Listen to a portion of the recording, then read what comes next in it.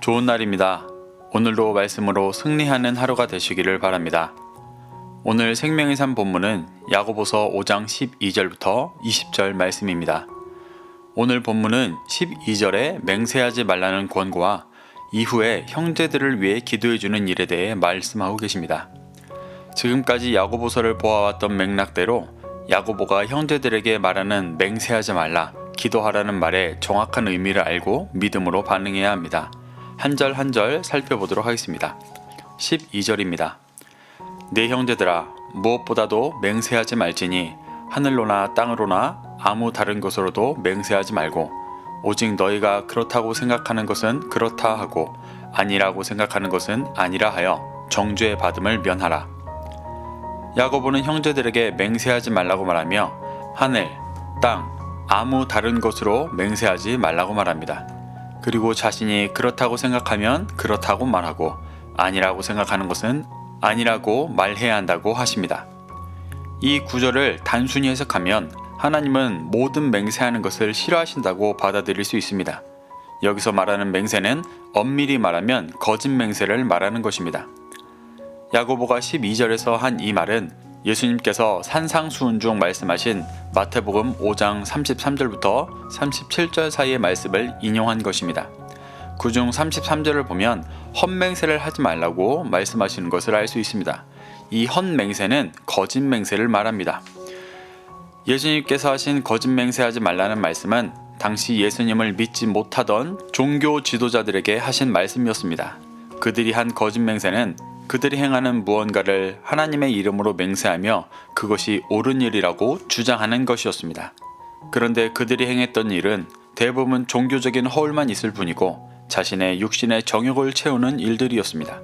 그런 일을 행하면서 하나님의 이름으로 맹세한다는 것은 자신이 행하는 일이 하나님의 뜻이라고 거짓말하는 것과 같은 것이었습니다. 그들은 이렇게 하나님의 이름으로 맹세하며 하나님의 권위로 사람들에게 거짓 진리를 가르쳤습니다. 예수님께서 거짓 맹세하지 말라고 하신 말씀은 이 일을 멈추라는 말이었습니다. 야고보가 말하는 맹세하지 말라는 건 역시 동일한 것입니다. 맹세라는 행위 자체를 부정하는 것이 아니라 하나님의 이름으로 맹세하며 하나님의 권위로 자신의 육신을 채워줄 거짓 진리를 전하고 가르치지 말라는 말입니다.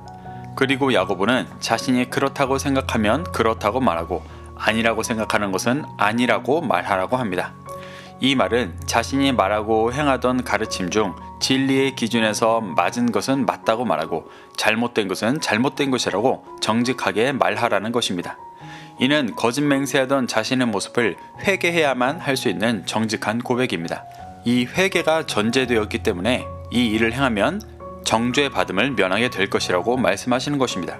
정죄 받음을 면한다고 하면 직접적으로 와닿지 않을 수 있는데 이 부분의 원어를 직역하면 너희가 심판 아래 있지 않도록 이라고 번역할 수 있습니다. 거짓 맹세하던 모습을 회개하고 진리 앞에 정직하게 반응하면 그 죄를 사함받고 심판받지 않을 것이라고 말하는 것입니다.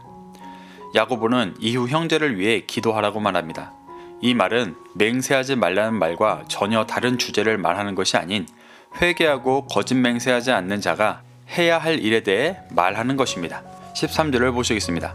너희 중에 고난 당하는 자가 있느냐? 그는 기도할 것이요. 즐거워하는 자가 있느냐? 그는 찬송할지니라. 여기서 고난 당한 자에게 기도하라는 말은 힘든 일이 있을 때 하나님께 도와달라고 기도하라는 의미가 본질적인 의미가 아닙니다. 야고보는 1장에서 고난, 시험이 오는 이유가 자신의 죄 때문이라고 설명했었습니다.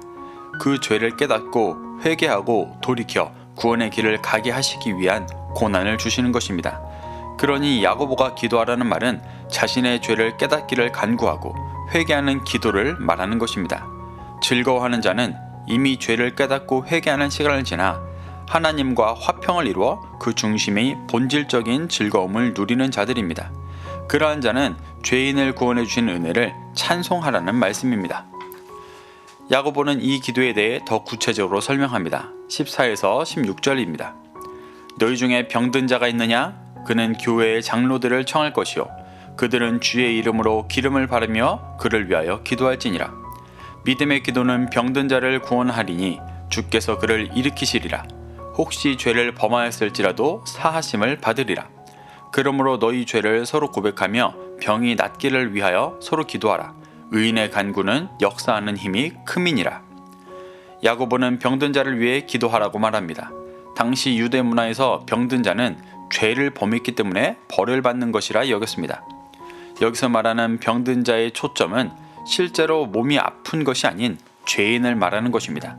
그렇기 때문에 15절에서 그 기도의 결과로 병이 낫게 하는 것만을 말하는 것이 아니라 구원, 죄를 사함 받는 것에 대해 말하고 있는 것입니다. 야고보는 이렇게 병든 자, 죄인이 있으면 교회 장로들을 청하라고 말합니다. 당시 장로는 오늘날 교회에서의 장로 직분과는 조금 달랐습니다. 당시 장로는 말씀을 가르치고 교회의 영적 기준을 세우는 리더였습니다.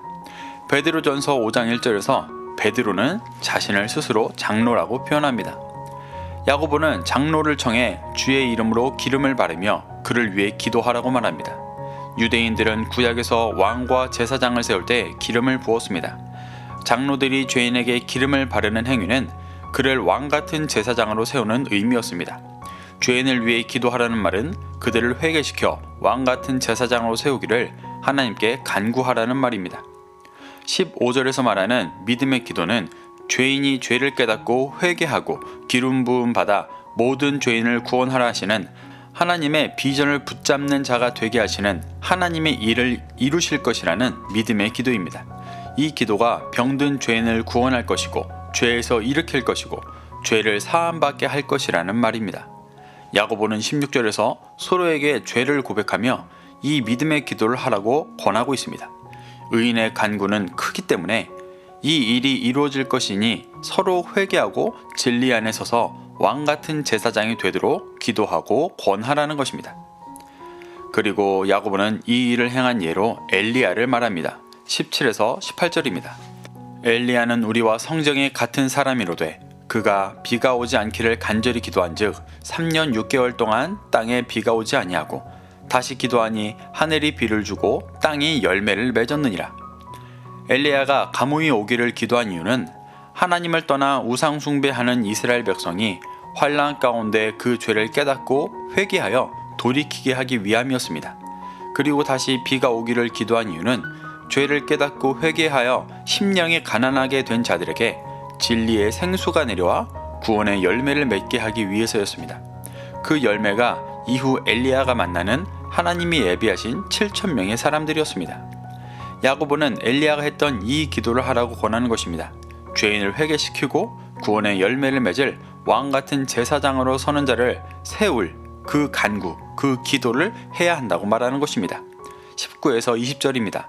내 형제들아, 너희 중에 미혹되어 진리를 떠난 자를 누가 돌아서게 하면 너희가 알 것은 죄인을 미혹된 길에서 돌아서게 하는 자가 그의 영혼을 사망에서 구원할 것이며 허다한 죄를 덮을 것임이라. 야고보는 마지막으로 형제들에게 당부합니다. 진리를 떠난 자, 병든 자, 죄인, 그들을 돌아서게 하면 그 영혼을 사망에서 구원하는 일이고 죄가 덮여 사함받게 하는 일이라고 말합니다.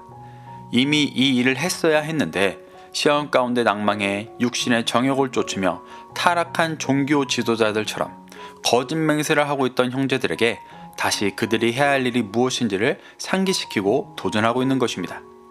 사랑하는 성도 여러분, 이 음성이 지금 육신의 정욕을 쫓으며 신앙생활을 하고 있는 자신을 향한 하나님의 은혜의 음성임을 믿게 되시기를 축복합니다.